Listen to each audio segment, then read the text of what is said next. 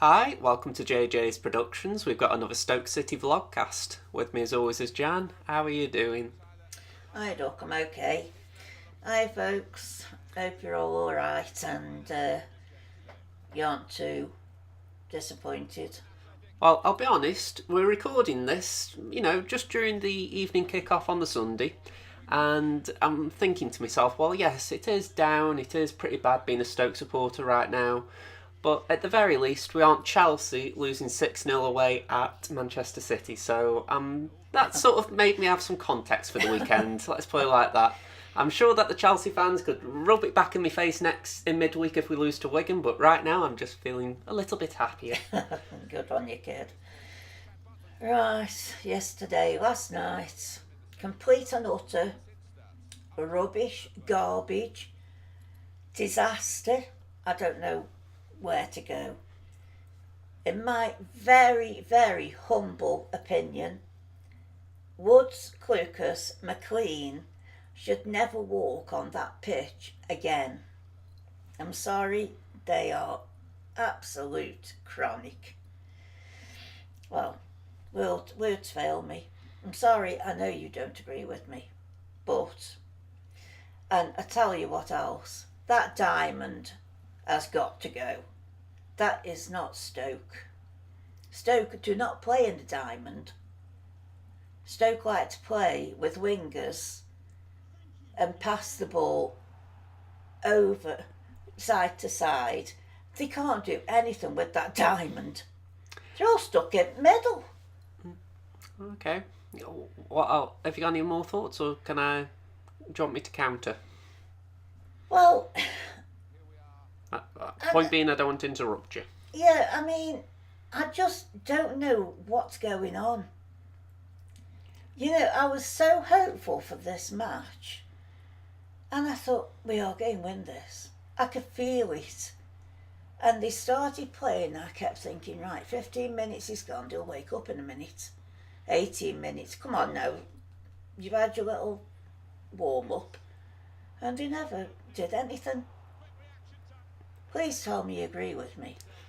Well, to be clear, we didn't do anything.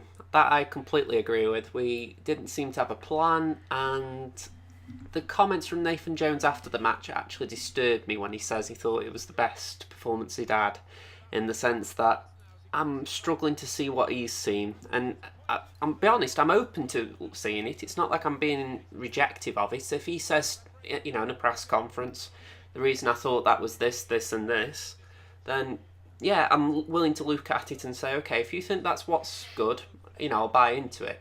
But it was a very generic comment by him, and it does garner a negative reaction from me, and I can't help that. So if you're listening to this and you've seen something positive that maybe I haven't, leave a comment and please just try and explain it, because right now I am very confused by what Jones is sort of saying is good.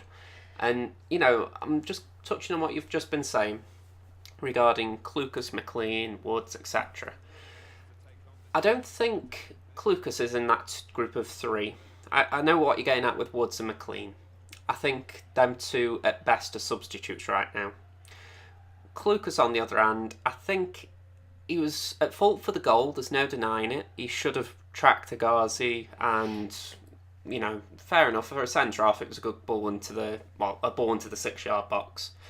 But equally, Clucas should have tracked the run. It doesn't matter if he's a midfielder, a defender, track the run. Yeah. So no excuses for Clucas there. However, I'm willing to give him some patience in the fact that he's not a left back. He's been asked to play at left back because we've sold our only left back.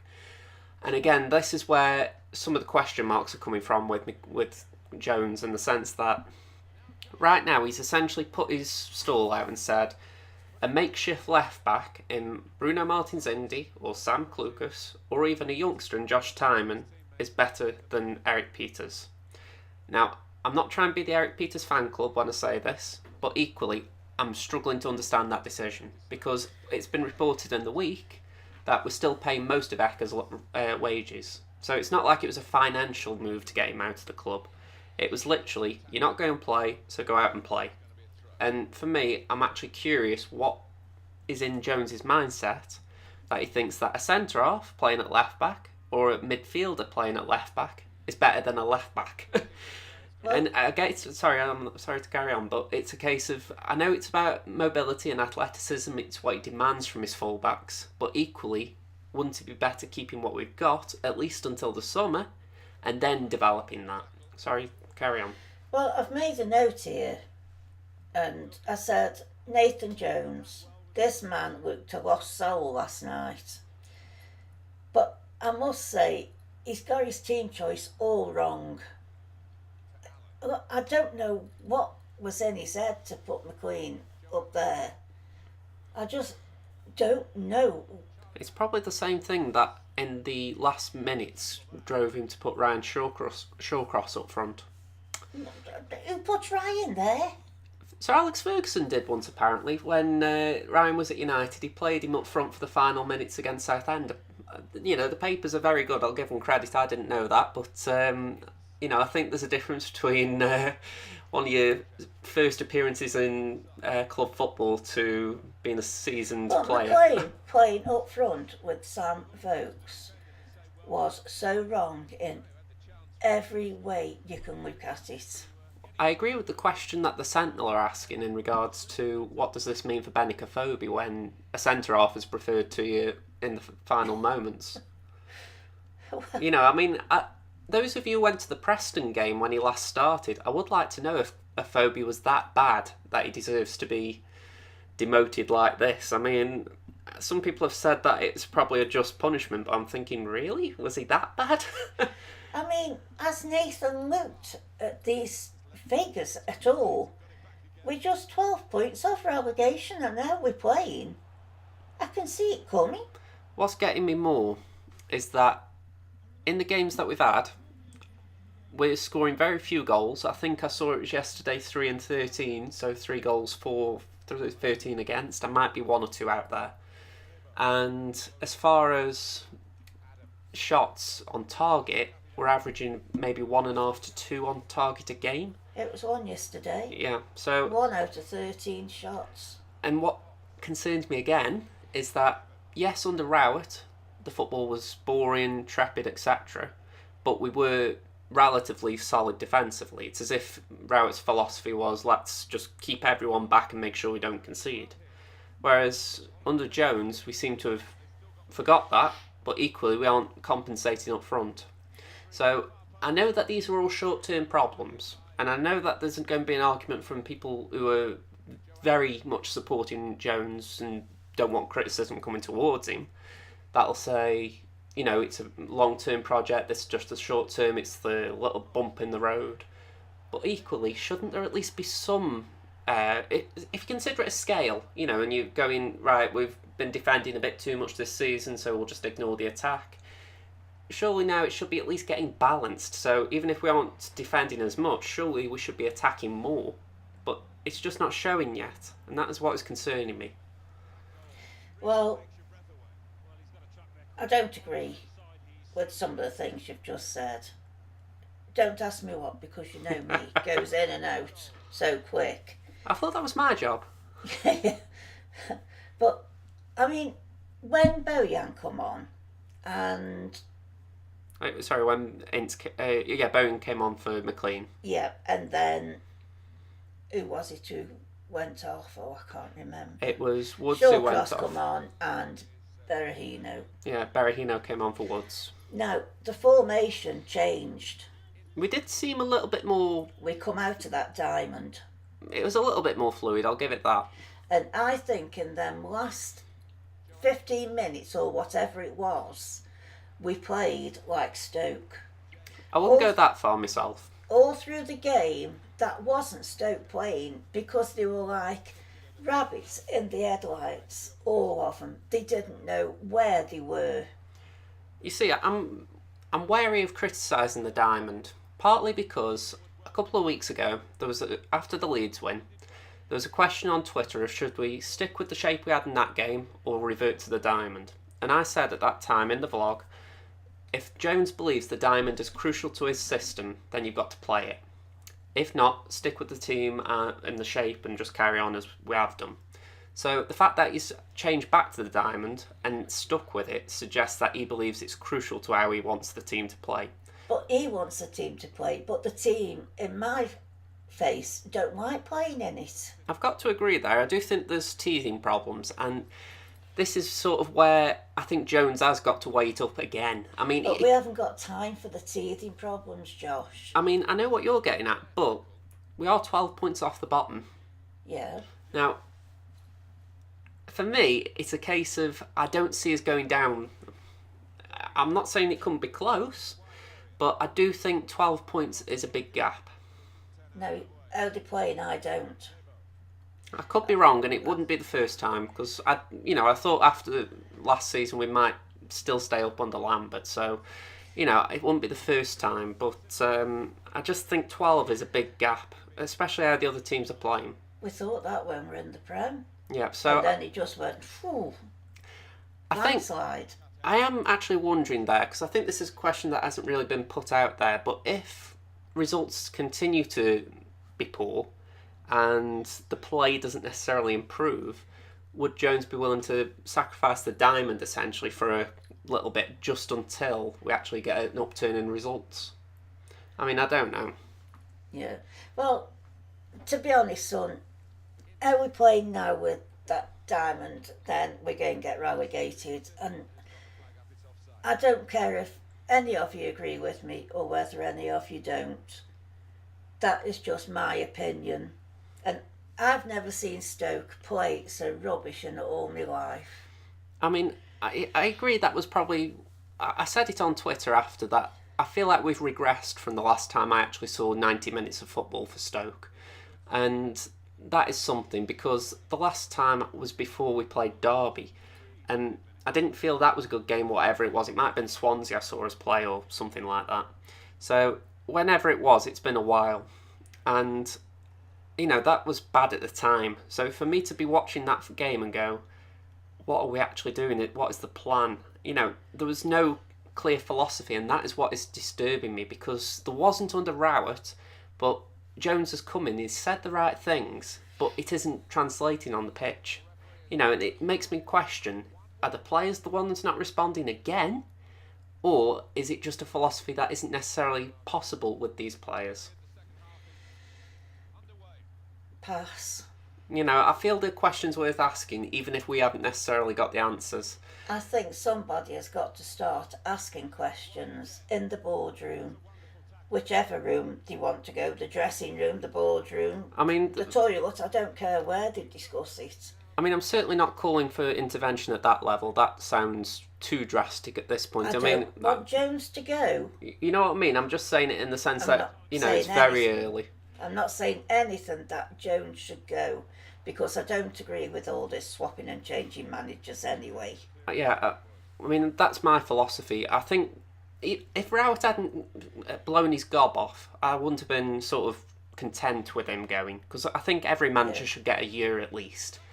But equally, you do need to see something, and that is what is bugging me right now. It's nothing to cause concern as far as shouting for change, but I need to see something, and I don't know when. I can't remember off the top of my head when the next televised fixture will be. Hopefully, we are going to go to a match this season before then, but I do hope there's a sign of improvement, just something to sort of say this is what we're aiming at. Yeah. Because from that game, I wouldn't be able to tell you for the love nor money what our short-term aspirations are as far as how to play or how to improve. Well, we're both having a season ticket next season. I don't care where they are, but I'm having a season ticket. If only to sit there and blow my mind at them, because last night I was shouting and I could see Josh's face, and I was just so frustrated with it. I mean, the faces I was pulling were more along the lines of, I understand your frustration. It's very awkward watching Stoke right now. It's not like I'm enjoying it. And to be honest, I wasn't expecting to enjoy it for a while. But equally, you're hoping for something to encourage you. Yeah. And there was nothing, which is what really got me with those post-match comments. And it gets me because had it been Rowett at a similar point in his time, people would have been calling him for it, and I know that just based on past comments. So I understand it's still the honeymoon period, but also I'm worried about hypocrisy within the fan base. So that is why I'm calling certain things out. I don't mind giving him time, obviously. It's just, what's good for one is good for the other. Yeah. I mean, I certainly don't want him to go. We've got to stick with him. We just cannot keep swapping and changing. That isn't good for team morale at all. Yeah, I mean, I think it is something that's got to be said, and I'm sorry to Wigan fans if you're tuning in and we've been gobbing on for 15 minutes about Stoke, but it's a case of, I feel like we've got to a point now where, as fans, we've got to be able to criticise a manager without necessarily wanting to call for his head. Yeah.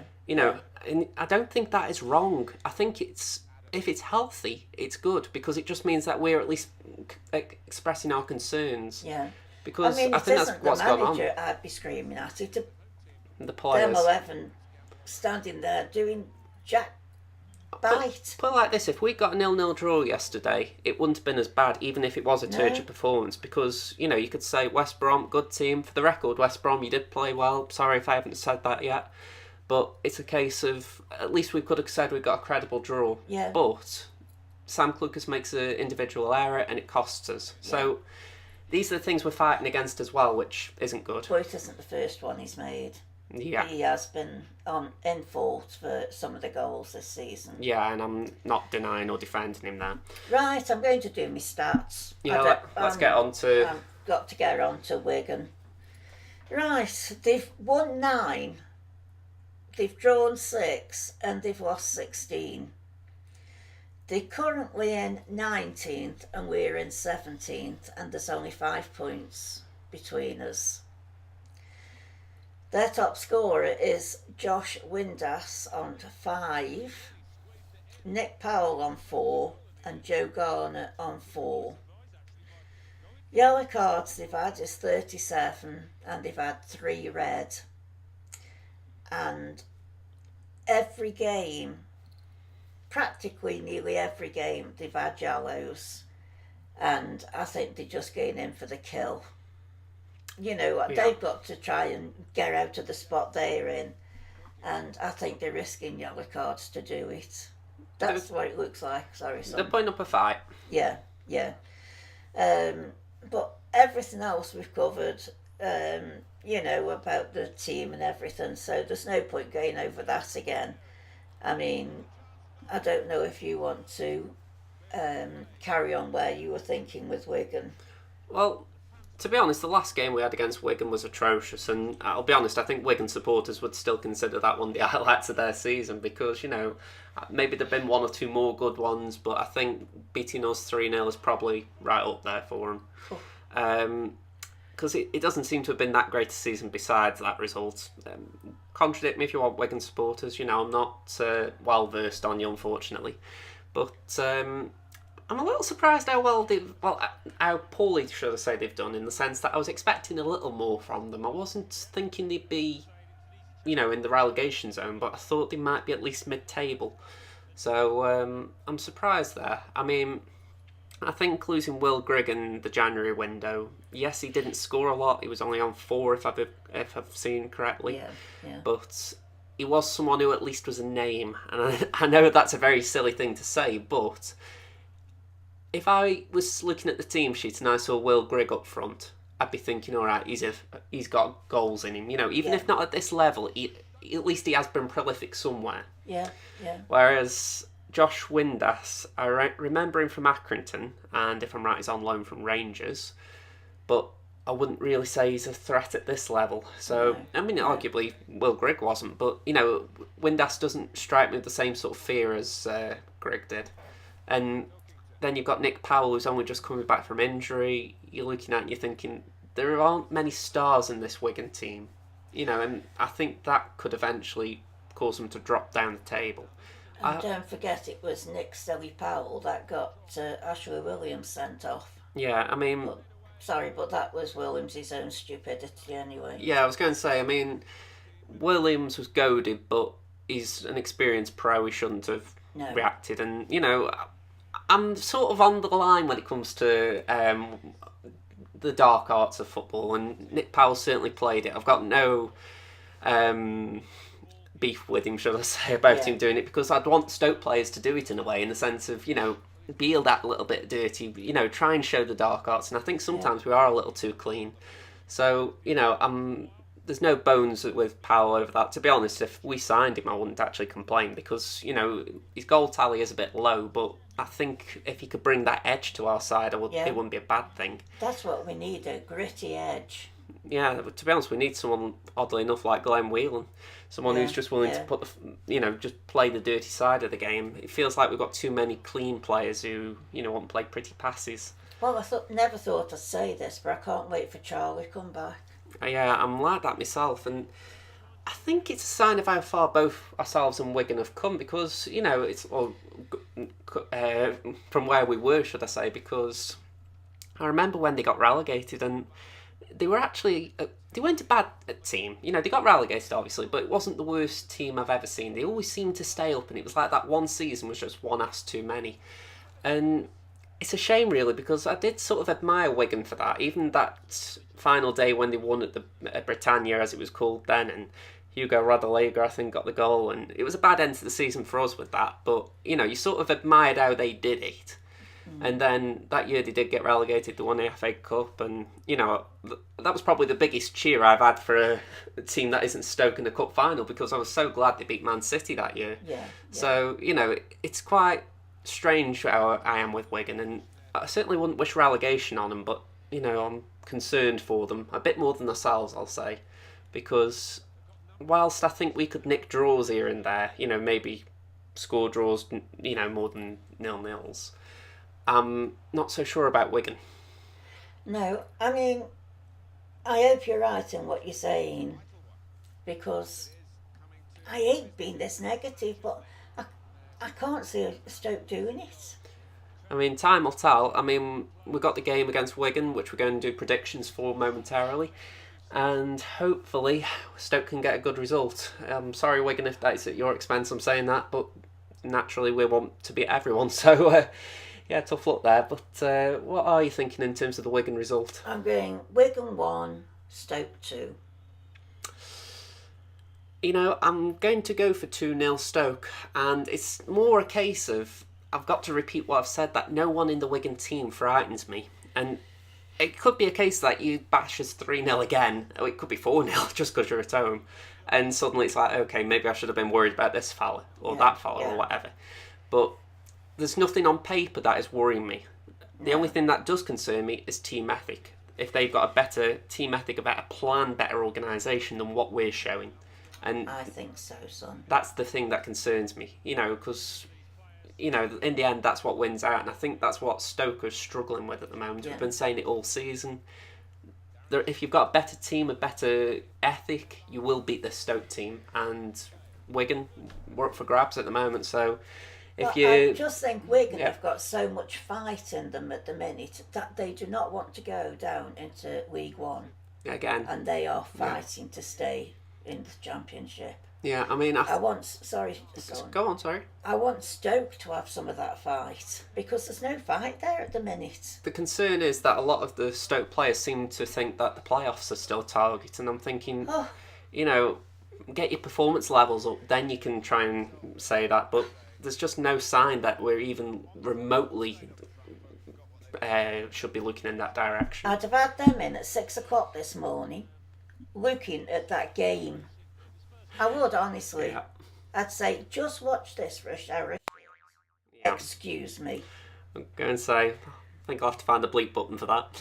Okay, but thank you very much for listening, everyone. If you enjoyed this video, please leave a like, and if you want to hear the next episode, subscribe to the channel, and it should be out about Wednesday, Thursday time.